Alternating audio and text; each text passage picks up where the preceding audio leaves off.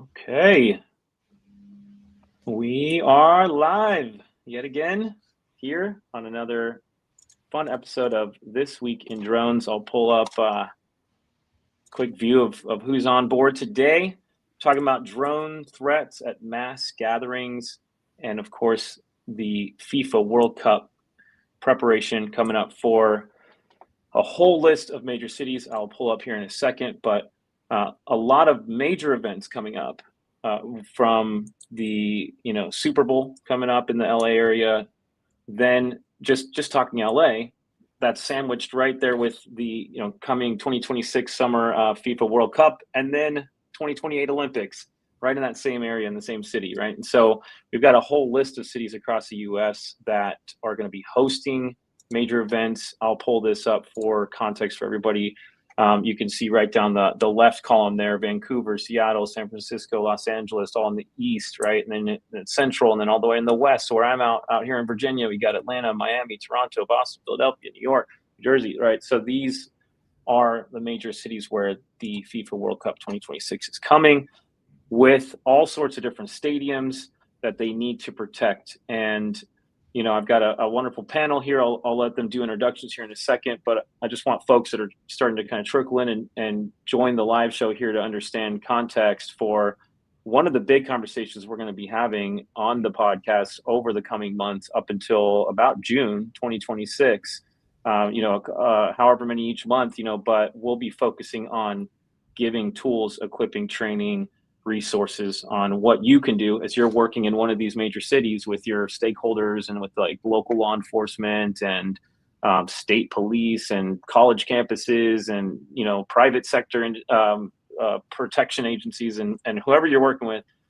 We want to make sure that you all have the tools that you need to protect these stadiums, these mass gatherings, from the potential threat of these off-the-shelf drones, right? And so with that in mind, let's just do introductions, and I'll end with Bill, our special guest, so that Bill, I'd love for you to kind of similar to what we were talking about backstage, just give a little bit more context, and probably Michelle and I will give, so people can hear, who you are and kind of your history regarding drones and the threat of drones and stuff around that. But thank you so much for joining us today. And, obviously, myself, David Lewin, host here at This Week in Drones, but also I'll be bringing that perspective on radars and sensors and detection with my role here at Echodyne.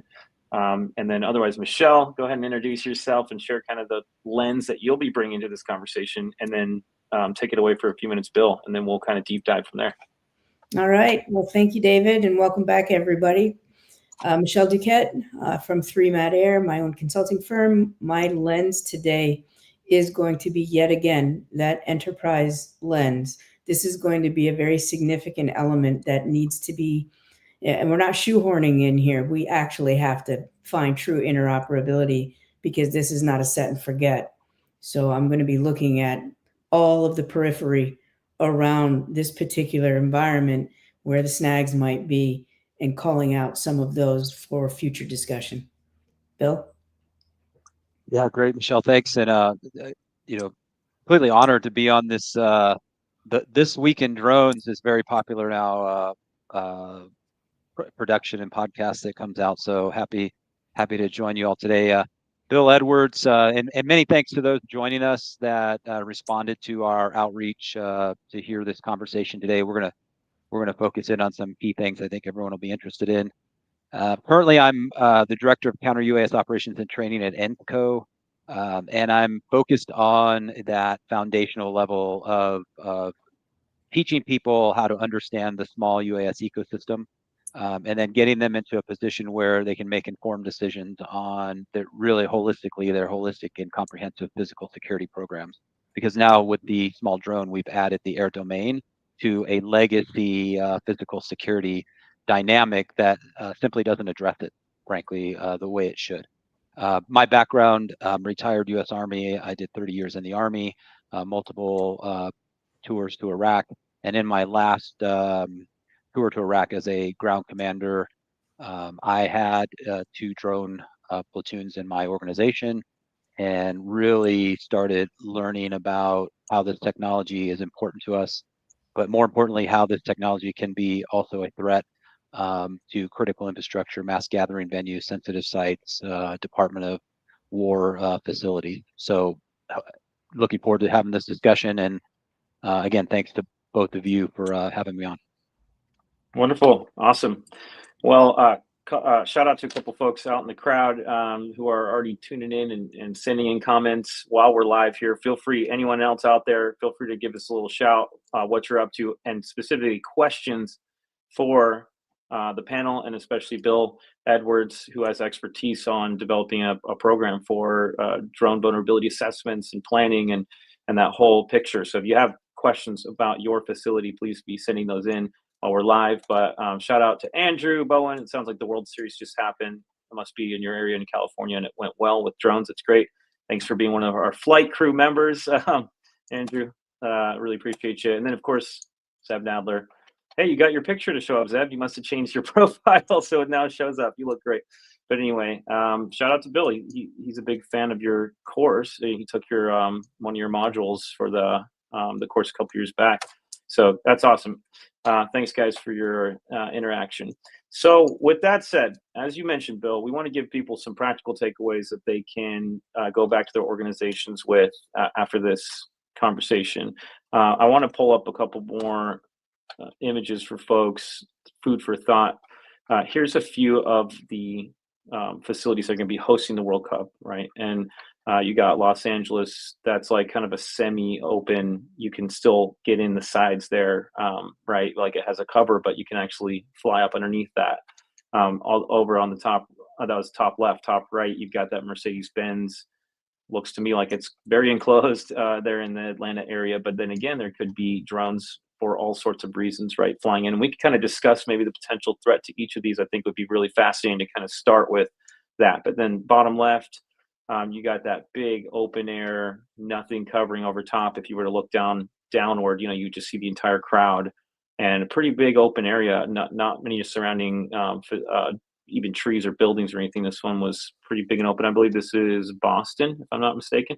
And then bottom right, you've got that FIU stadium in Miami. That's gonna be one of the practice stadiums, and so you kind of see that's pretty wide open and on a college campus. So different sorts of concerns regarding drones, how they could be used during the games. Would love to get your perspectives from either one of you, but I guess Bill, if you have any initial thoughts on this. I do also have some of your pillars from the course that we can go into in detail, but just kind of to kick it off, any overall anecdotes or thoughts on the threat? Yeah. Yeah, I mean, we have to look at all of the mass gathering venues that are going to host, at least in this World Cup event. And we work through a timeline. We work our way all the way to LA 28 as well. So it doesn't really matter if the stadium is open air or if it's closed, because you do have mass gathering opportunities outside of the stadium as well. So you're always trying to think in terms of protecting those patrons that are coming to these events. The real thing we should focus on here is that let's start with a little education first. So there are 5 known categories of unmanned aerial systems. They go from 1 to 5. They're based on weight. And so in categories 1 and 2, which is really where I like to focus the training on, because those are platforms that are essentially available to people to purchase, right? And so those are 55 pounds or less. They're the smaller drones you see, at your brick and mortar stores, on your website, etc. These are the platforms. The evolutionary change in drone tactics has come through the smaller drone platform. So let's just start with that foundation. And that's how this transitions to our private sector, critical infrastructure, mass gatherings, sensitive sites, etc. But in all of those images you show, the ability to fly from a precision perspective into any of those facilities is completely capable of even novice operators could pull that off. And so that's where it becomes where you take these comprehensive security programs that each of these facilities have, and you have to now start thinking about the air domain threat and adding that domain to legacy physical security programs. Because I say this all the time, and I'll stand by it, But if you're not thinking about the small drone in your physical security program and your cyber security program, then you are simply missing out on a key component that you're responsible for in your duty of care responsibility to protect that, not only that venue, but the people that attend that event. So I'll pause there. Michelle might have some comments, but I think it's important to understand that we are focusing, at least on my part here, on the category 1 and 2 drone platforms. And I like to say they interchange between category and group. You could say group 1 or 2 as well, it's fine. But those are where we're focusing. The 3, 4, and 5 categories are really the military grade systems. They're the bigger platforms. We get into fixed wing systems. We're not going to really see a whole lot of that, but we are going to see those smaller drones. So over to you guys. Sure. Well, great context. And Michelle, feel free to share, whatever's on your mind related to what Bill said. But one thing that comes to mind is we're going to see these Group 1 and 2 drones integrated into the national airspace more and more. Obviously, you and I have been talking quite a lot about Part 108, even on this podcast.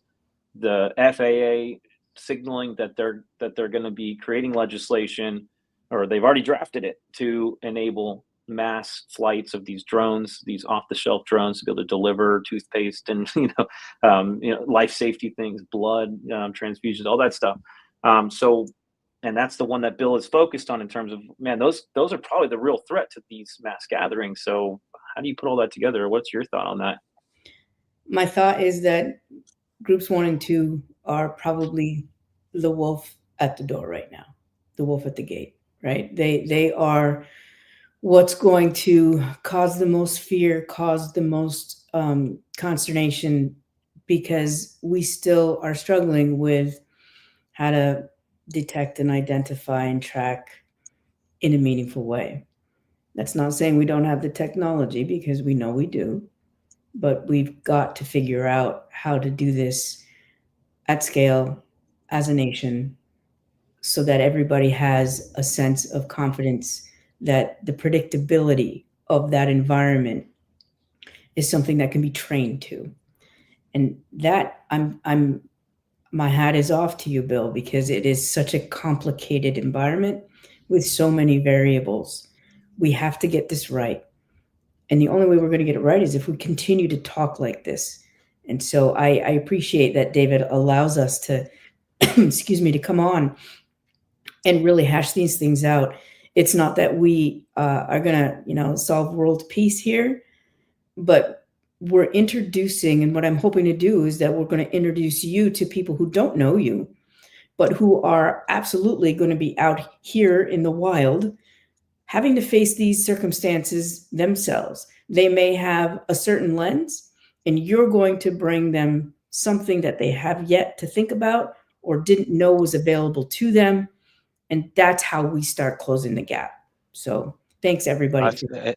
That's a great, David, that's a great point, Michelle, because what I've seen as I've circulated, across the globe now in this, talking about this topic, is that the foundational problem is simple education foundations, and then actually setting the right conditions for operations, which you alluded to in DTI, right? Detect, track, identify.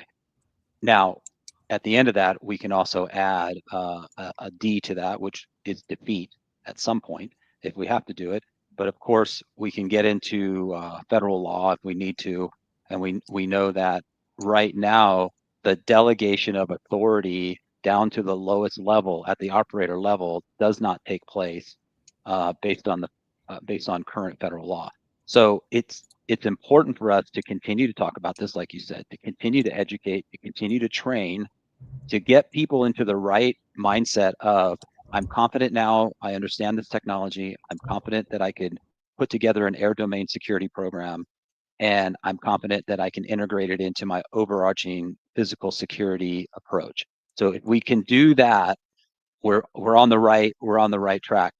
I don't think we're going to get into UTM and AAM and some of the other things that are really starting to become important in society as well when we start talking about unmanned traffic management, air mobility, We Those are gonna, things are coming. They're coming.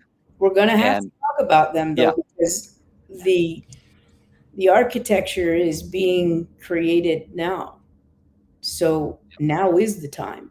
And right. those things, like I talk about being in the periphery, just as much as those things are in the periphery of counter UAS is in the periphery of that drone for good mission, right? Being able to manage all of the various mission types within the national airspace system that are using different service suppliers, different data exchanges, et cetera.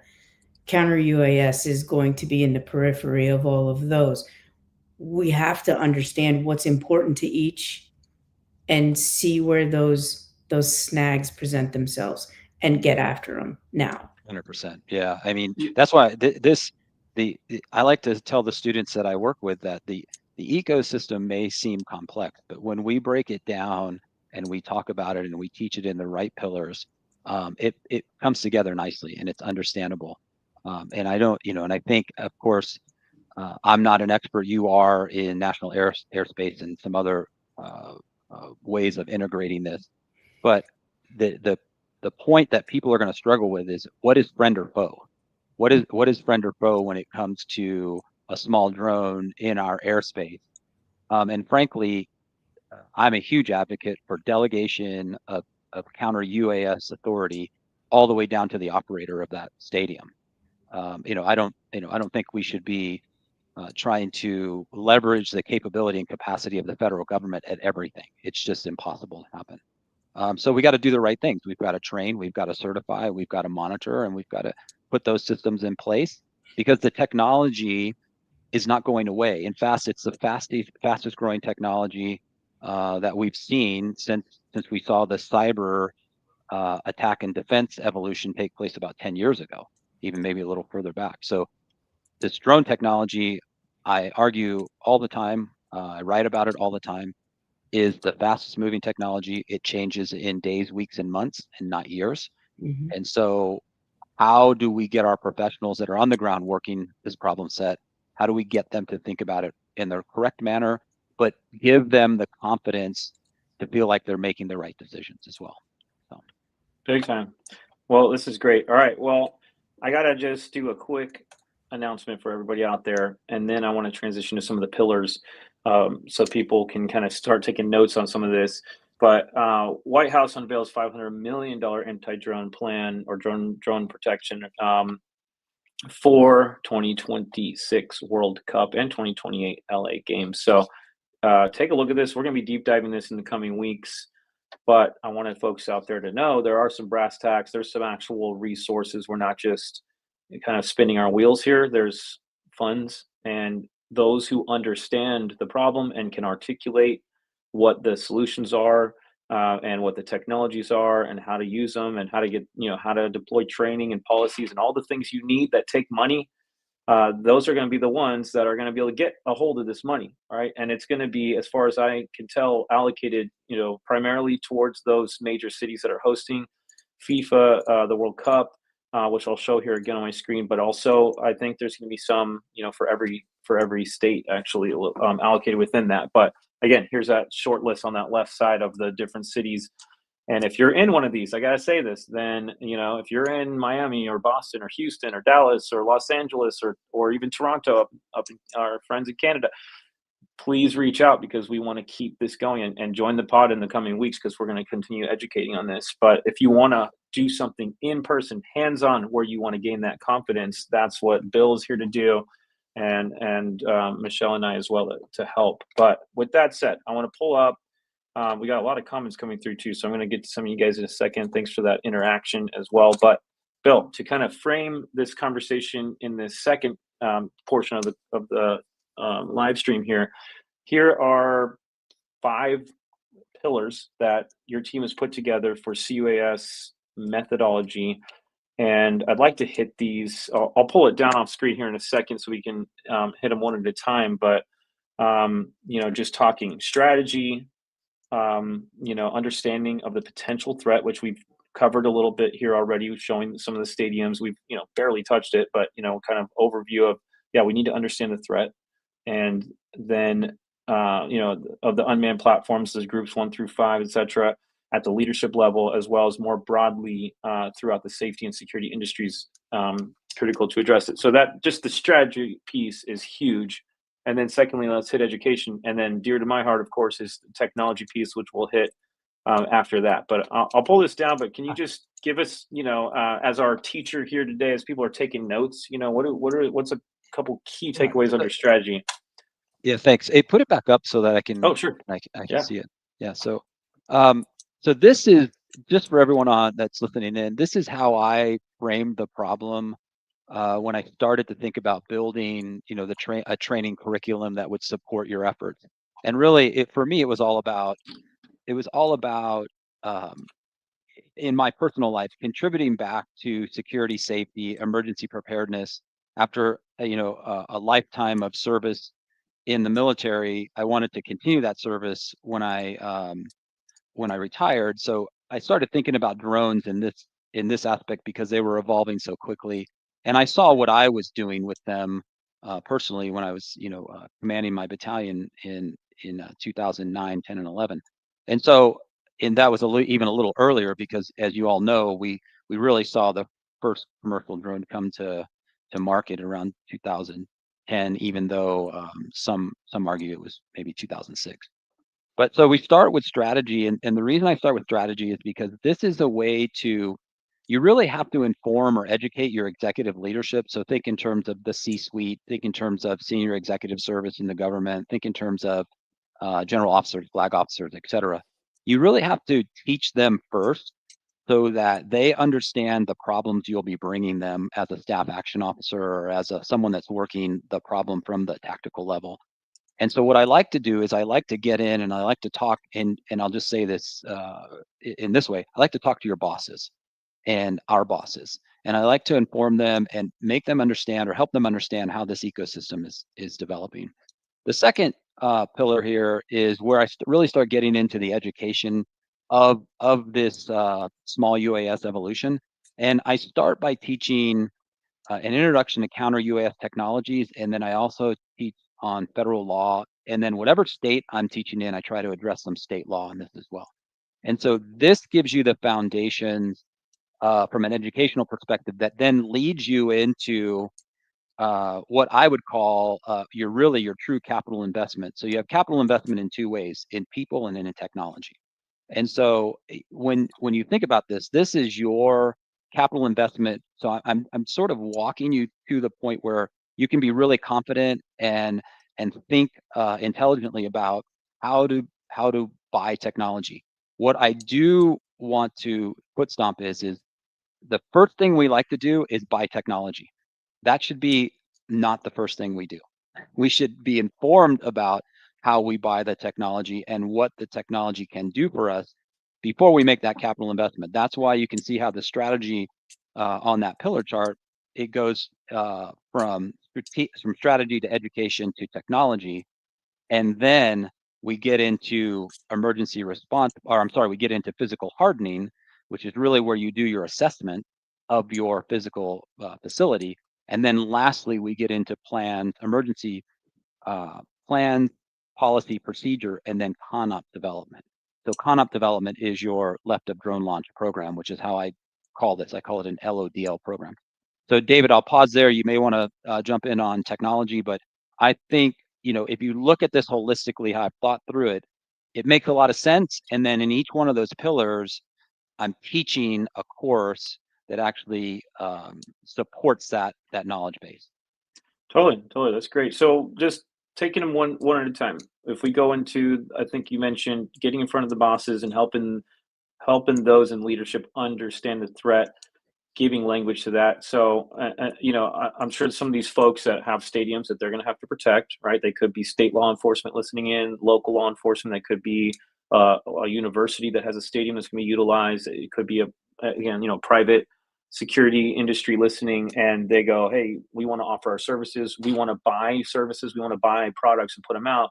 It's going to be X dollars." And then they go, their natural inclination, if they want to skip your first pillar is to just go straight to their boss and say, I need $1 million, I got this thing coming, and they're going to choke on that and say like, or come back with a plan. Right. So well, I guess what are some of the big mistakes that you see people making within that? And then just your advice, for how that pillar would, what someone should do differently in that to get a yes for what they need. Michelle, do you want to take that, or is that for me? Is that for me, David? Either one of you guys. Yeah. I just kind of Okay, want to yeah. tease out some of these I'll, topics as people are taking notes. yeah, I'll just jump on it. I think the reason I put that at the very front of the 5-pillar methodology is because what happens is a lot of times we get frustrated, and I've been at the staff action level. I've also been at the leadership level. If I understand at the leadership level the problem that the organization is trying to solve, I'm better equipped to help resource that organization as I should. As a lead, because at a leadership level, really your job is to, one, have strategic vision and lead, but two, it's to provide resources to your team so that they can actually conduct that mission focused effort and execute the CONOP, which I talked about in left of drone launch. So the point is you're working your way all the way from foundational education to execution of operation. So again, get your leadership in front of the right people so that they can understand. I'll give you a great example. A major Department of War organization that I've worked with, they brought me in to actually train their SES, GO, and FO leadership first, as an example. And when we did that, we were able to open the doors to the folks that are working this at the tactical level, the people that are going to make it happen, like boots on the ground individuals, which we've all been there. That way you can get the resources you need from leadership. At the end of the day, you want an understanding and you want support. And there's some great questions coming in. I'm monitoring the chat. Appreciate all of these, and they look fantastic. I hope we can get to some of these. Yeah, absolutely. I know. I'm tracking those too. Michelle, what are your thoughts? And then let's pick one of these questions. Okay, so I will say that I absolutely 1000% agree with how you flowed that out. Coming from someone who's been working at the executive level for so long, if you are not using that strategy pillar as your number one, it's your entryway really to getting approvals. You're doing yourself a massive disservice, because while you are talking about what it is that you need to do and the resources that you need in order to be successful in the execution of your mission, your leadership is considering your mission and a myriad of other missions that also have to happen. And remember, you guys don't have an endless budget.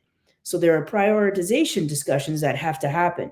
So the better your story is, the better that narrative is that you bring up to the brass, the higher the likelihood that you're going to get ranked higher in that prioritization. So don't ever forget that there are all these other things that swirl around the periphery of your North Star, and you're getting thrown in to the mix with everyone else. It is in your best interest to put that strategy together. Use careful, plain language.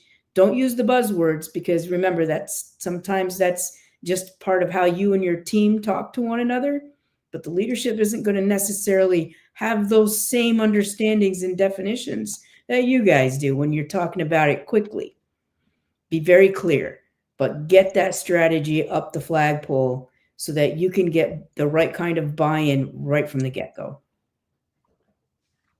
That's great. That's great. We had a comment just right off the back of that. Strategy equals desired outcome. The rest fills in the bridge to get there. That's really good. Yeah, because you're kind of wondering, like, what exactly is the outcome that you're trying to achieve by what this tool that you want to put in place at the stadium. And is it okay? You're trying to do that with it. Is it going to get you there or not? Right. I mean, well, for example, remote ID. Just jumping a little bit ahead in terms of like the technology. Bill and I were just on a call with a company that does has a really nice 2D and 3D view of all sensors, whether it's remote ID or radars or acoustics and others. And they were talking about, they have like these citywide deployments of remote ID, but the desired outcome on that remote ID is not one facility getting full coverage. They're saying it won't provide that because nefarious actors are not going to be transmitting remote IDs. And so if you're gonna put it all across the city and say we're good, maybe there's a stadium that's located within that range, and they go, oh, we already have remote ID. That stadium's covered.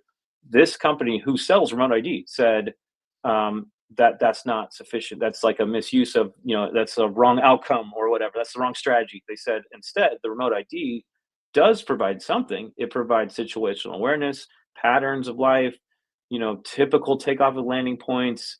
It starts to create a database of remote IDs that are used somewhat, that are breaking rules, flying too high, flying over in TFRs that you can start to track.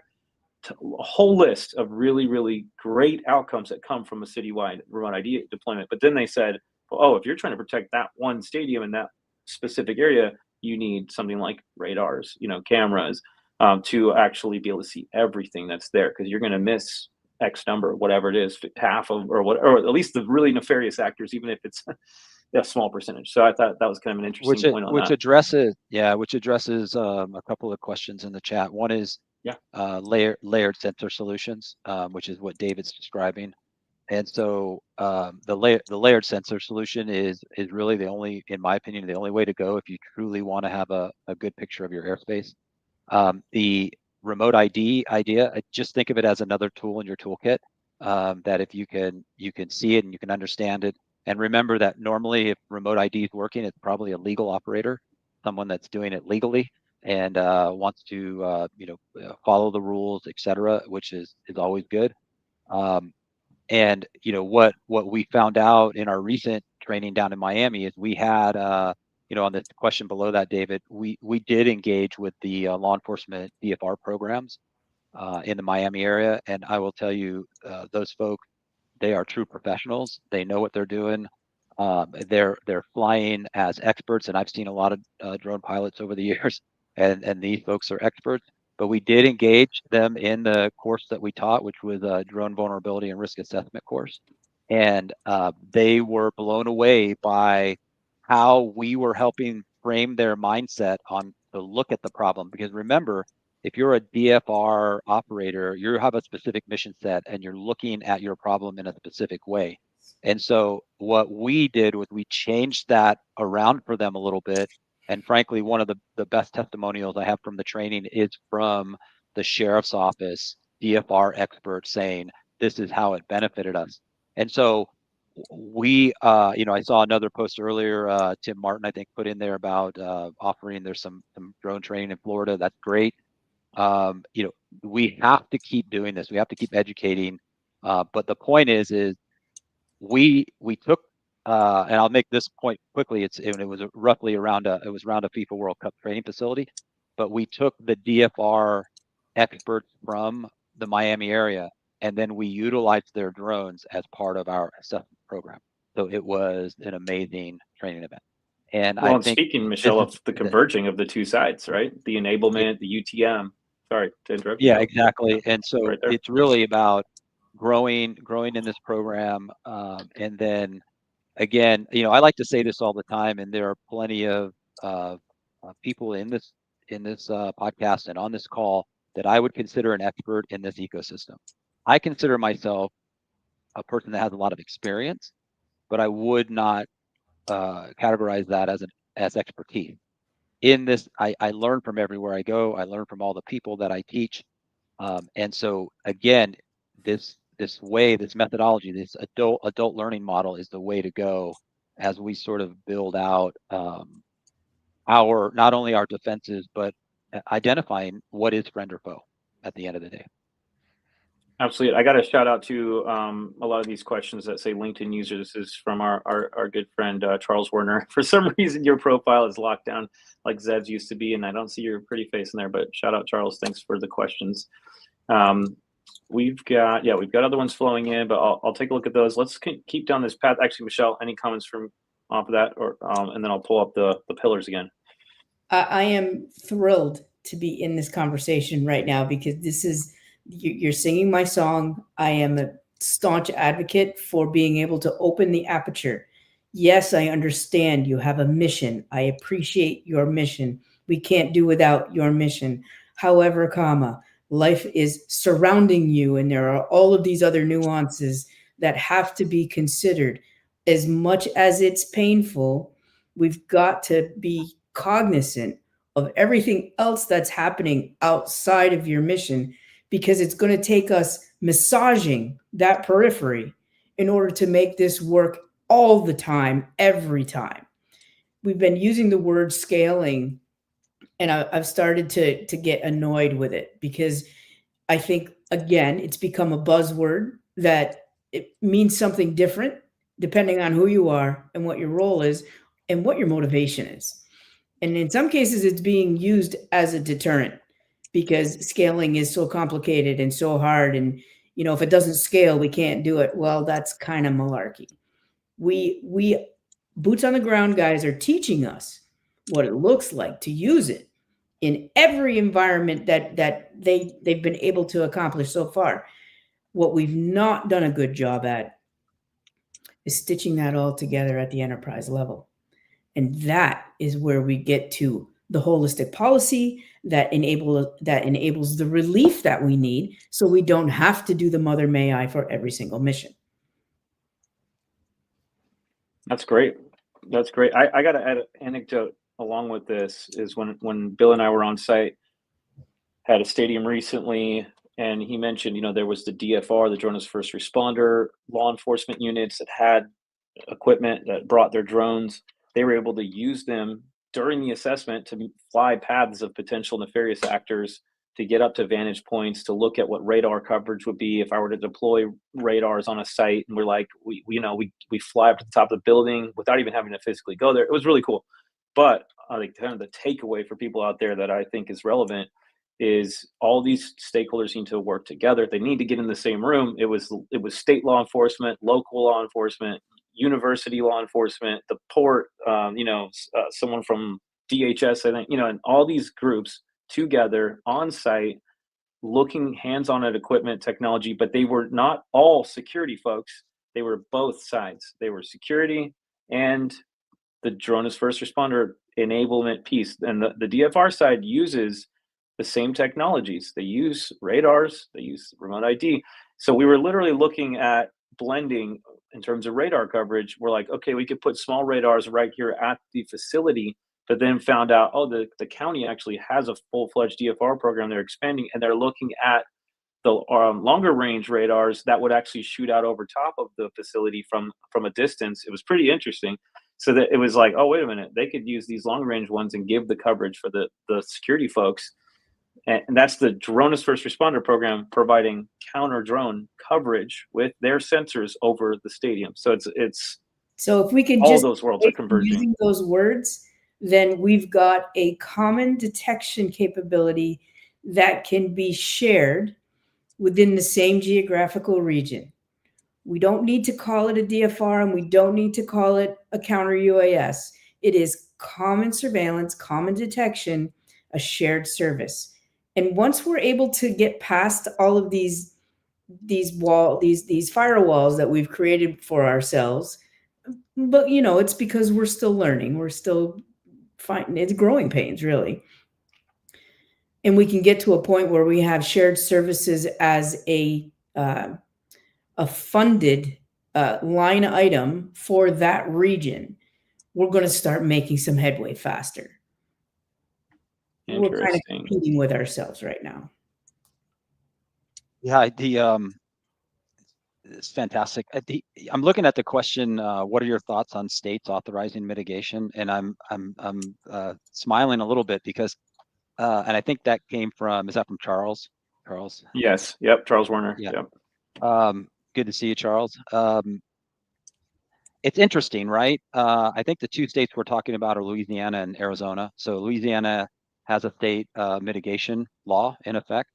And also Arizona up to like 20 miles from the border, I think is really where that comes into play. Correct me if I'm wrong.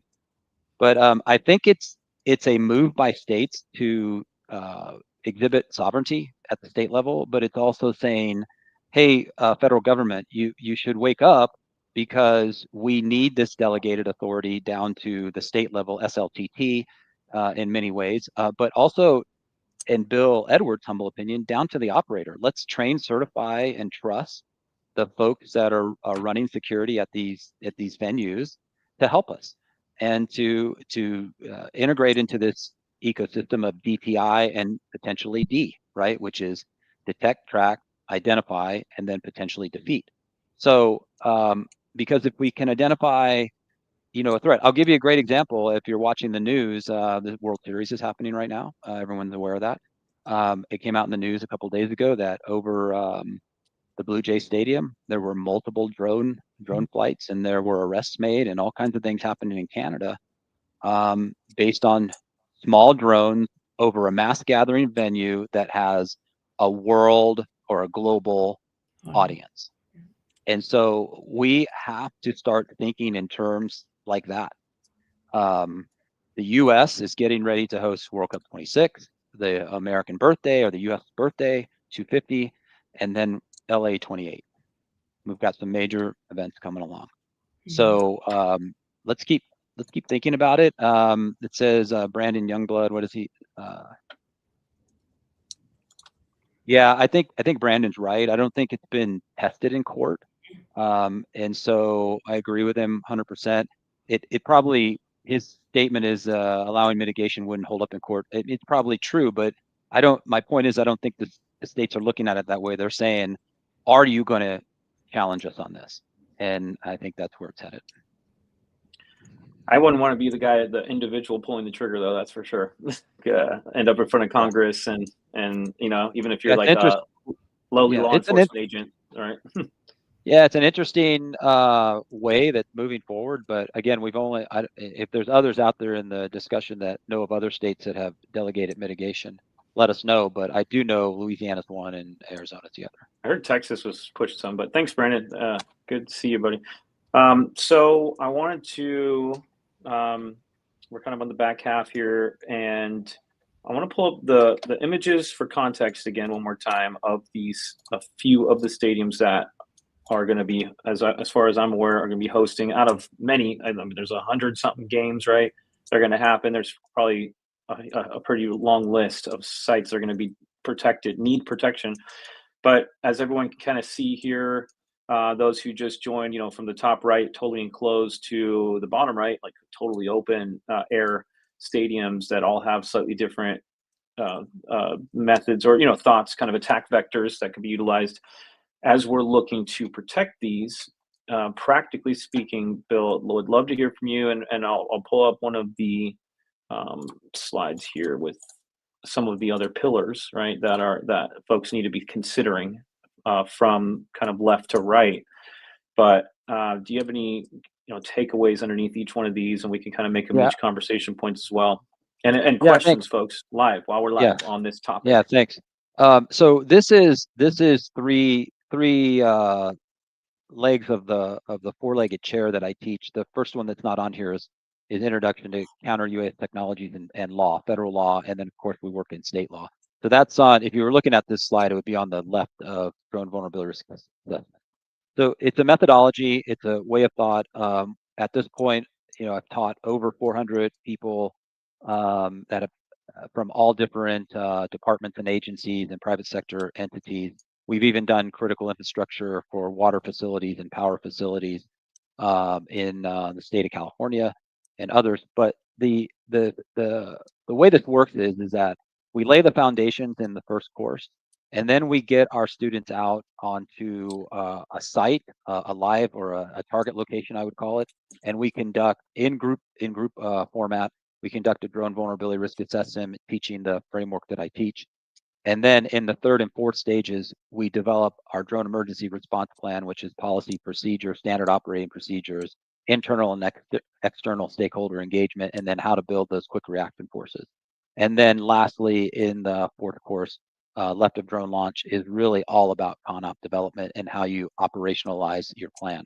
So really 1, 2, 3, and 4 is how we do it. These stadiums that you mentioned, they should all be thinking, in my humble opinion, these terms in this term, and they should be adding this as a component of their holistic physical security program, which then adds the air domain into that. And so so can we drill into this first one, Bill? Drone vulnerability risk and risk assessment, DVRA.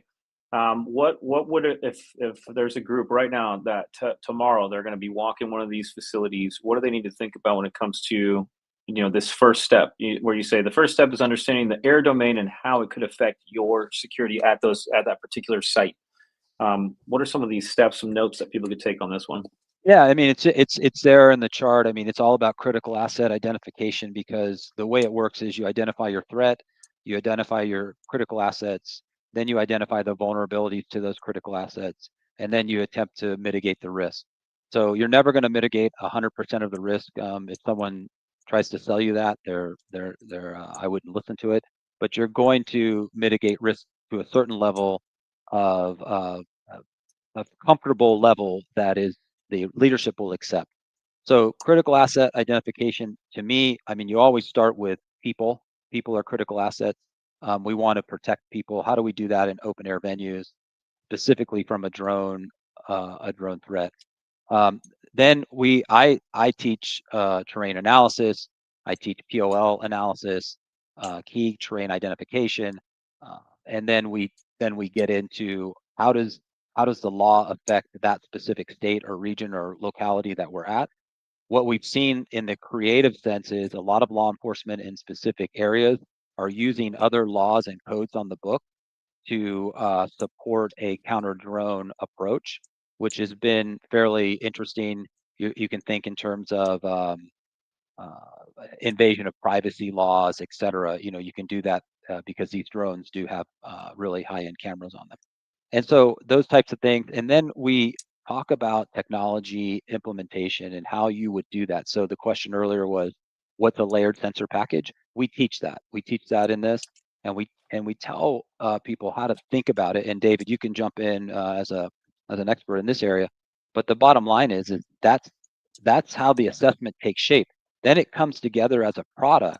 And the key here for everyone on the call is we must memorialize what we do. So memorializing meaning we must have it documented, identified, and put into the program so that the leadership understands, yes, we have thought about the air domain threat as part of this event. Beautiful. Michelle, you're nodding on that one, and then I'll tag off of what you're going to say to get it kind of into the actual layered systems, because we have some questions on those too. So I think first, thank you, Bill. This is excellent. For those that do know me, you know that I am a big proponent of, if you didn't write it down, don't bother. You need to write it down. However, what's been happening is there are, for example, DFR programs all across the United States. And Charles probably has the exact number of how many are out there right now. I do not. And they all are in various levels of maturity when it comes to having a documentation process. In some cases, some are very, very aggressive and they're writing everything down and they're creating policy from that. In other cases, some are just sharing guidelines to help their fellow officers build their programs.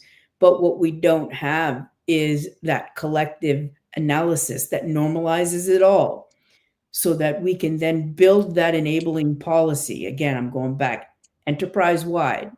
We need to build that enabling policy to make it easier for everybody to have that level of predictability that they need when they go into any situation.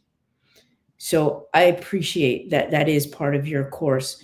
And I'm going to advocate that in going forward, anybody that I'm talking to, go talk to Bill, because he's going to teach you the importance of being able to document this without having to write a 500-page report.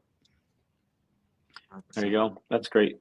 Love that, Michelle. All right, so we got good. Go ahead. Real quick, David. We had Chris Schaefer on. Yep.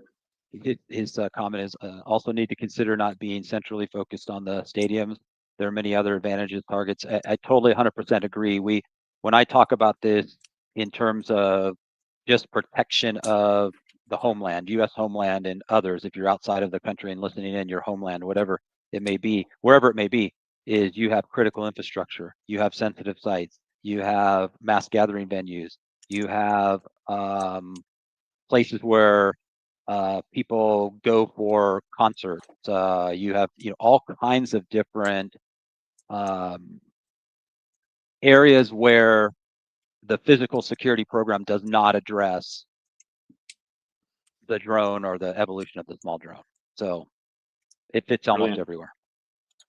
Love that. That's great. All right. Well, let's hit some of the sensors because actually another guy, Daryl. Hello. How are you doing? From a cost perspective, how can this technology become affordable for cities to deploy? And I think that's a brilliant question. And we kind of just touched on that on your last bullet point on the drone vulnerability and risk assessment plan, right? Is to look at technology while we were walking sites not too long ago, right? Like that stadium I was referring to, we were talking about sensor placement, what they would need, what layers they could use, would radar work here? Would acoustics work there? Would a camera work here? And how would they integrate together into some sort of common operating picture? All those discussions, I think, are really key, and we can deep dive those, on future episodes as well. But I think this affordability piece really is important. Michelle, you started alluding to it in terms of like how it needs to become a line item even across an entire region or city. I think this is really fascinating. I'm just going to throw one more chess piece on the board. I'm assuming this is Charles. I can't look at it right now, but there'll be more grants, lots of money kind of flowing down, at least to those agencies who have their program in place, who have the language in place, who have talked to their leaders, who have a strategy, all the things we've talked about on this episode.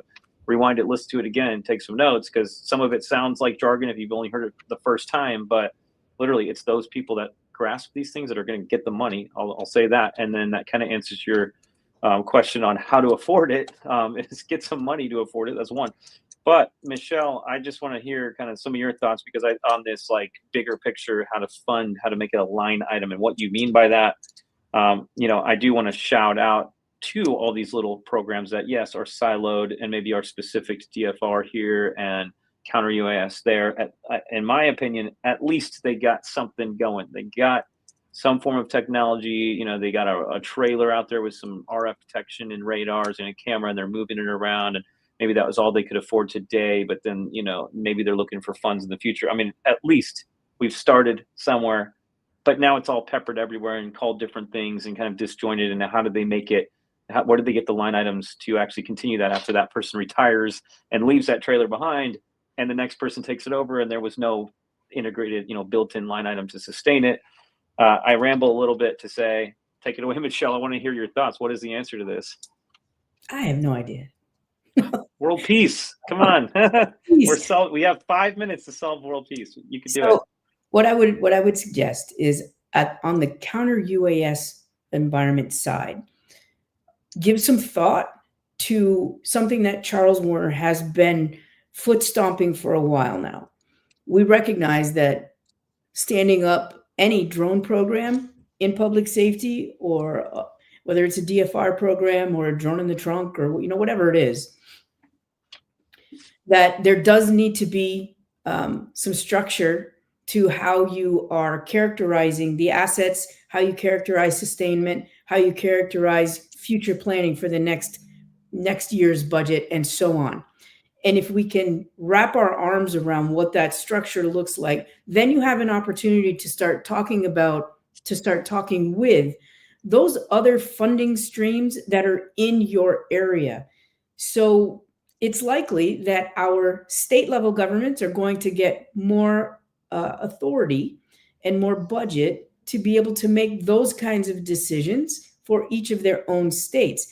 And if you are able to articulate those line items down at your level so that it can be pushed up, think about going to the chamber, think about going to the governor's office. These are levels who have some decision-making authority on how those budgets are prioritized and allocated.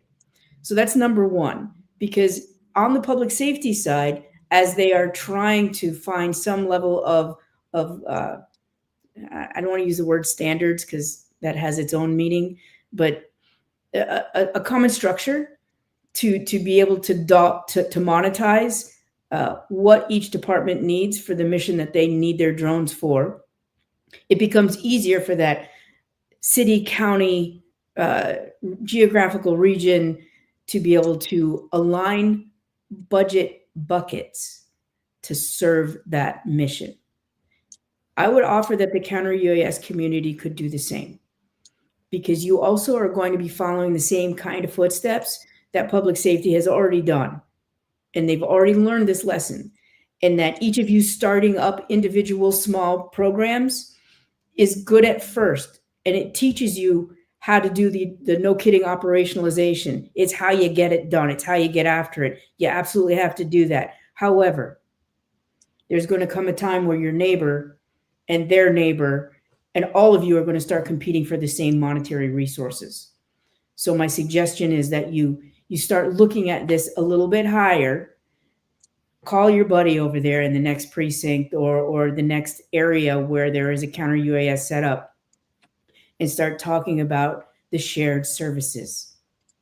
And not just shared services between the two of you, but also with the local public safety. Because there are going to be radars that David is going to be providing. There's going to be a remote ID out there. All of this stuff. And remote ID, we talked about it earlier. This is another significant filter. It may not be the counter UAS targeting, but it's certainly going to take away what you don't have to shoot at, right? What you don't have to be concerned with. These are going to be available in the commercial drone environment. So being able to leverage these services without having to recreate the wheel and pay for everything yourself, man, that's a bonus. So start differently about it. Kind of seeing yourself as part of a bigger team, right? That I'm here in this particular region that needs to be protected. And who else? A specific agency, but who else is out there? And getting in courses together is a great way to do it. Coming to conferences, sending in comments to a podcast, however you can get to connected to the community, I think is super key. And then see yourself not just building your own little DFR program or your own counter UAS program, but expand that thinking and get rid of some of the jargon and silos, and kind of ask, like, we're all on the same team, how do we accomplish this mission together in this city, in this state, in this country, right? Like really starting to think that way is what I'm picking up. Community, I want people to be very clear that community means your economic development folks that are in your area. It means your chamber of commerce. It means your local associations. And anybody who has any desire to get any funding that comes from the state, those are the people you want to include in your tribe. And you have to have this conversation together so that you can logically prioritize. And that starts with pillar number one that was on Bill's program right there, with strategy and understanding, and be able to present to these different leadership stakeholders, right? Mm-hmm. I mean, because Michelle and I are on projects right now that are funded buying radars, and it's the economic development group that's saying very important. We need these sensors for our region to move our region forward ahead of other states and cities that are falling behind. We want to get ahead and have airspace coverage so we can attract these various, like aerospace companies and, the Amazon delivery networks and all that stuff. So they're like proactively putting money into buying sensors just from that angle. So to your point, I think that's really a good takeaway. Bill, it seemed like you had a comment. I know we were running out of time here. Just real quick, a couple of great comments in the chat. Make no mistake, I'll address the FPV first-person view drone first. Make no mistake, these are precision strike or precision technologies now. So when you ask about FPV and defeating FPV flight, you have to have time and space, and time and space is done by technology. Technology will give you time and space, but also your ConOp will give you time and space as well. So there are two ways to do it. That's my humble opinion. I've had to do this type of work in austere environments. And I will tell you that you've got to, as a decision maker, time and space is critical, but also operationalizing and having a good ConOp is great to be that's your proactive step. So good question there, Charles. Lastly, it was great. Chris Schaefer has a great comment about you have to understand the drone itself and drone operations and capabilities. We teach that. We keep it up to date. We talk about the components, in fact, I just wrote an article not too long ago about component maturity. Check it out. You can just Google my name, figure it's probably somewhere out there in the Google world. And so the bottom line is understanding your threat platforms is critical. So one of my co-instructors or partners, he's a aviation expert, 33 years. He teaches that, and I'm really happy that that's happening. The other thing, let's see, there's one here. Do you have any resources for access to online after this session is over? David, you'll have to answer that. How do we get access to this discussion? Oh yeah, I mean, I think they're asking more broadly, but reach out to Bill. Reach out to me, reach out to Michelle. If you want more resources, this will stay recorded at the same link, so you can always rewatch this. But otherwise, resources on. They're asking. Lauren is asking, Bill, do you have any resources on CUAS we can access online after the session? So, I mean, Lauren, feel free to reach out directly to Bill on that. Yeah. Another, it's good to see Travis on here as well. Greg, I see a lot of friends on the chat room here, so I think that's pretty nice. Lauren too, good to see you. Bill, what's your website? Yeah, so I would say connect with me on LinkedIn. That's a great way. I try to stay up to date there.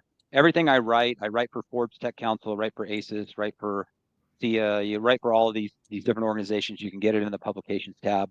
And most of my topics, there's over 100 there published, I think at this point, are on this topic of small drone maturity and evolution, Small Wars Journal as well. You can email me anytime, edwardswilliam@ensco.com, edwards.william. I'm leaving here this week. I'm heading to Interpol in Spain to speak in Interpol next week, then to Ottawa RCMP up in Canada, their CT conference, and then to Frankfurt to speak at the hopefully speak at the AFCEA Tech Conference with other companies. So a lot of places. I just found out today that I will be speaking at ISC West. They just picked me up for one of the next iterations there. And basically what I do is I talk about this. I will say one of the things, and I think Greg's question is a good one. Where are we doing the testing and training of this technology? Where can it be tested and trained? There are locations. I know the one with our firm out south of Fort Carson in Colorado is called the TTC. It's quickly becoming a test and training opportunity for not only detection but potentially mitigation technology, also drones, and how drones can fly out on the range there, and also potentially do some ordnance work as well. So there's a lot going on.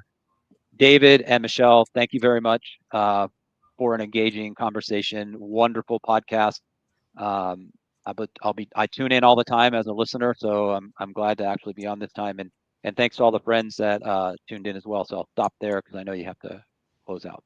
Yep, no worries, man. Great stuff. And again, yeah, thanks for all the interaction, everybody. That was lovely. Obviously, we need to keep going on this topic, right? And keep deep diving. I'm sure we'll have you back on, Bill, here shortly. And just, yeah, thanks everyone for tuning in, making this possible and keeping this conversation going. And Michelle, as always, bringing all the silver linings, and eventually some of these dreams will become a reality in these states and cities where we're working. So feel free to reach out to any of us guys and keep tuning in. Next week's gonna be another great episode surrounding FIFA and a little bit more peeling back on the funding available and how to get a hold of that. We'll be going into it.